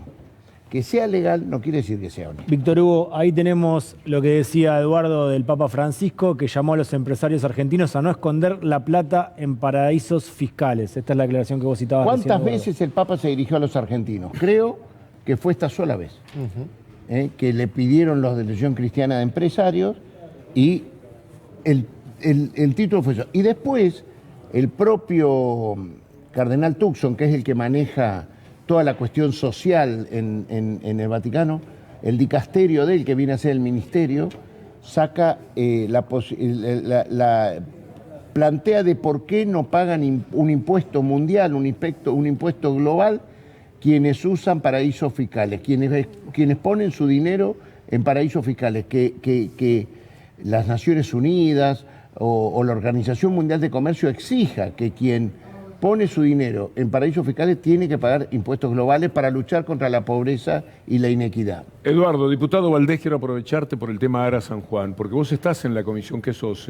Yo integro la subcomisión que viene a ser que estamos investigando esta situación. Bueno, hay una situación que se conoció la semana pasada, la citación a indagatoria de Mauricio Macri para el jueves que viene. Jueves a las 11 de la ¿Se sabe mañana. si viene? Todavía dicen que no recibió la notificación, por lo que si van a pedir prórroga lo van a hacer una vez que pidan la notificación. Aparentemente no se sabe si vuelve.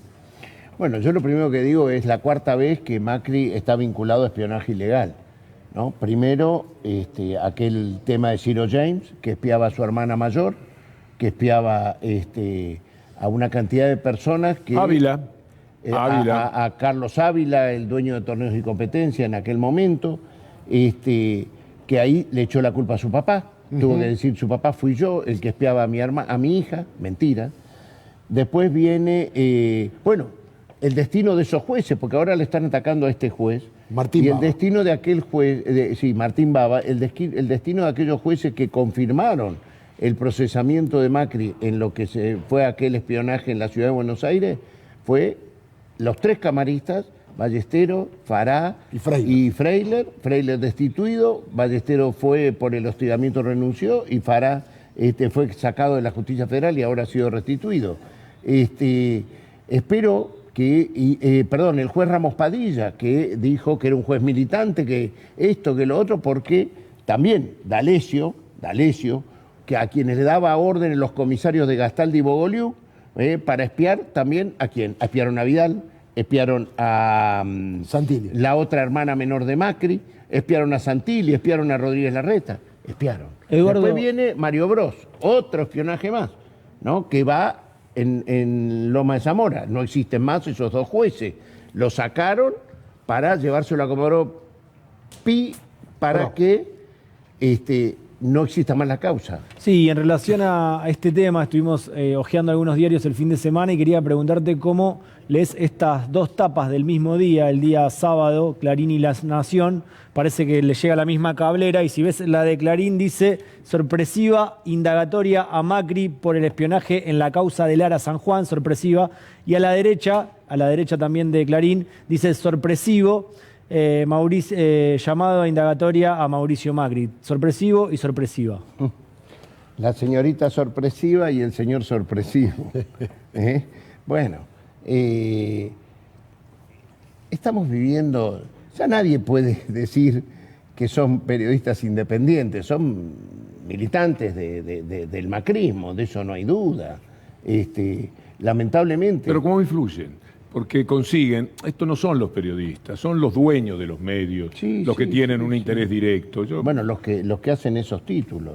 Sí, por supuesto, pero a la orden del cabecilla, acá se llama Mañeto, acá se llama Los Aguirre. Después viene gente abajo, no siempre demasiado conocida. Hay algunos igual que hacen los deberes sin que se los pidan. Sí, por supuesto, hay cómplices. Se trabaja donde se puede, pero también a veces se trabaja con complicidad. Es una brutalidad lo que hacen, porque sorpresivo y sorpresivo. Millones de personas que leen que si esto es sorpresivo es porque no correspondía, porque caramba, qué sorpresa. Llegó a decir Bullrich en connivencia con estos diarios que ni siquiera estaba imputado Mauricio Macri, fíjate. La causa se llama Mauricio Macri y otros. Pero esa te dice que no está imputado Macri a favor de lo que estos diarios son capaces de decir. Pero es que, a ver, yo primero me voy a solidarizar con los familiares de Lara San Juan porque han tenido un padecimiento, un sufrimiento que no merecen el título sorpresiva o sorpresivo. Merecen reparación, merecen justicia, merecen saber qué pasó en ese momento y no toda esta cosa que ojalá no lo hubieran llamado indagatoria a Macri porque habríamos sabido la verdad inmediatamente. Pero creo que cuando ellos no lo vienen siguiendo, porque los jueces de Comodoro Pi están al día, tienen una marca hombre a hombre periodísticamente, que cada cosa antes que se entere el particular damnificado, se entera primero el periodista de ellos que le hace marca hombre a hombre. Pasaba con Bonadío todo el tiempo. En cambio, este juez, que está en azul, creo, ¿no? Es juez federal de azul. Que subrogó, nadie lo puso, o sea, le tocó porque Ramos Padilla se fue de Dolores a juez federal en La Plata. Y de pronto, como no le están haciendo, ahora deben estar poniéndole todos los días uno para empezar a hablar con los pinches, con los escribientes, para que le cuenten. Eduardo, así colonizan los juzgados. Tenemos que hacer una pausa, me lo pide Federico Ferro, nuestro conductor aquí, pero vamos a seguir charlando un poquito más. El otro día vi la presidenta tirándote un beso. Sí. Había un clima muy bueno que, sin embargo, cuando vos leías también, te encontrabas con que había sido un desastre esa convocatoria en cuanto al buen ánimo que tenían. Pero viene eso después de la pausa. Estamos con Eduardo Valdés, ya viene Gustavo Silvestre, vamos a aprovechar estos minutos empezando con el material que nos trae Lautaro Mailín para conversarlo con Eduardo. Sí, Víctor Hugo, Cristina Fernández de Kirchner visitó por tercera vez la Casa Rosada desde que el Frente de Todos está en el gobierno y rápidamente en un canal vecino en La Grilla empezaron a analizar quién había entrado primero, si Alberto, si Cristina. Se dan cuenta que entra primero Cristina y se quejan porque por protocolo tiene que entrar primero Alberto. Vamos a ver esta obsesión por Cristina y después la analizamos con Eduardo. Y ahí entra ella antes que él. Qué sé yo, datito, descriptivo. Bueno, mientras tanto... A ver, ahí me parece. Ahí está. Es esto, ¿ven? Ah, claro, entra primero. ¿Ven? No entra el presidente y detrás Cristina. ¿Cómo? Entra Cristina, detrás el presidente. Y no por una cuestión de cómo se ubican, porque de hecho miren que hay gente que se ubica del otro lado de Cristina Fernández de Kirchner. Es una dama, claro, dicen acá los chicos de producción. No, bueno, no. Por eso el presidente es el presidente. Primero las damas. No es un detalle menor, Paulino. Estas son cuestiones protocolares. Entra primero el presidente. Cuestión protocolar. ¿Qué sé yo? Para mí tiene que ir a la derecha del presidente. ¿Qué opina, diputado? ¿Cómo les duele que estén juntos Cristina y Alberto?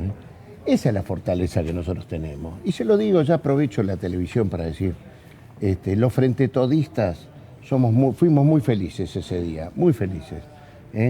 Vos me decías, ¿qué me pasó el día de la derrota?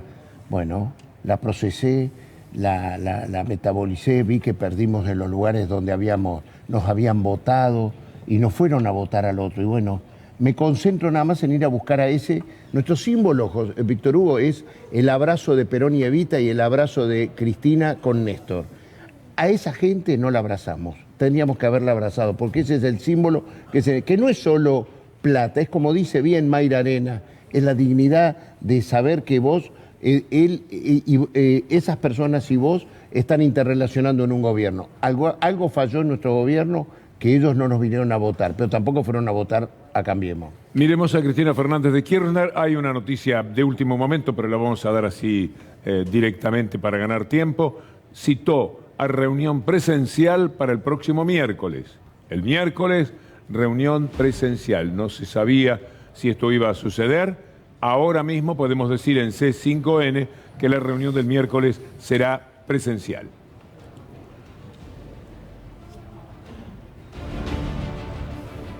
Bien, dada la información, Eduardo, estábamos con lo que fue esa convocatoria, con el saludo tan cordial que te habrá hecho sentir seguramente muy bien, pero que marcaba el clima, sí. Se veía ahí en la imagen el saludo de Cristina, vio, ¿no? A Eduardo. Bueno, en realidad yo estaba delante, yo le mandé un beso porque primero estaba muy feliz, yo la saludo y ella me devuelve el saludo porque estaba muy feliz de que eso se produjera y después le hago seña que atrás mío, haciendo mucho bullicio, estaba Piñanelli y Hugo Moyano, que también estaban muy felices de que eso sucediera.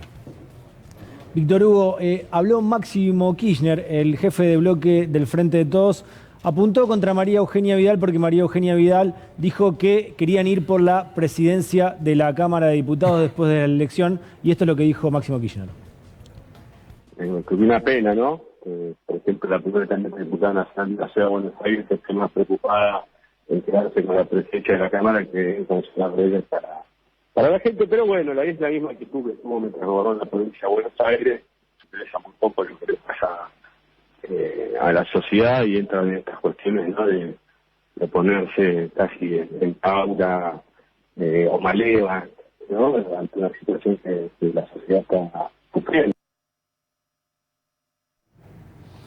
Bueno, la verdad que tiene razón Máximo, o sea, es totalmente irracional lo que dice Vidal, no tiene lógica, no tiene cuando ellos necesitaron que nosotros teníamos mayoría en la Cámara de Diputados cuando ganó Macri en el año diciembre del 2015 y el Frente de Todos cedió para que Monzó sea el presidente de la Cámara, es lo que corresponde en la institucionalidad democrática. Es bueno que lo ahora recuerdes. Y antes, sí señor. El peronismo, el Frente para la Victoria tenía mayoría, era la primera minoría en la Cámara de Diputados cuando asume Mauricio Macri y le cede porque corresponde por la línea de sucesión que Monzó sea presidente de la Cámara.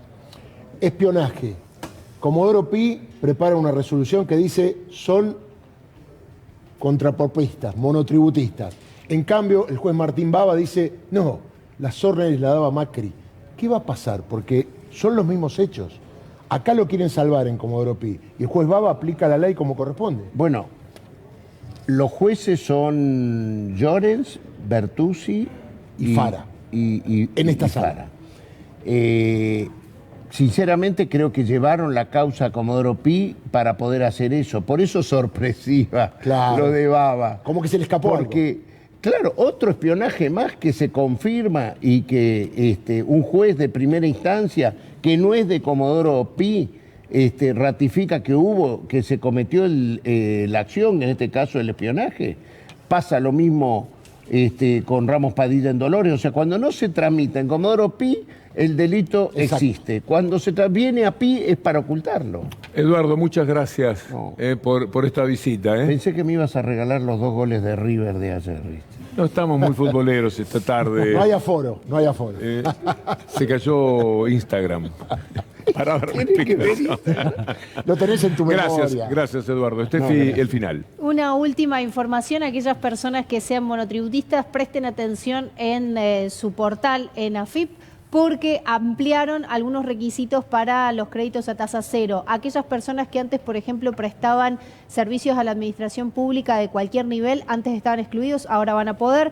También van a poder algunas personas que se modificaron unos criterios de facturación, de vuelta. Todo, de todas formas, si necesitan tramitarlo a través de la web de AFIP, ahí les va a decir el sistema si están habilitados o no. Es bueno lo que estás diciendo, ¿no? Sí, claro, porque ampliar los criterios monotributistas. y le va a llegar a más monotributistas. Porque a veces hay que decodificar inmediatamente de qué se ¿Será trata. para los agentes de la AFI, que son monotributistas? No sé, digo. Doctor, estupendo lo suyo. No, muchas y gracias. Lautaro ni hablar, una maravilla. Y Steffi, una delicia. Muchas gracias. Eduardo, gracias otra vez por la visita. No, Amigos, gracias, gracias. llega Gustavo Silvestre, nuestro buque insignia, se pone en marcha con Minuto 1 y nosotros volvemos, Dios mediante, mañana a las 6 de la tarde después de Antonio Fernández Llorente. Y será un placer.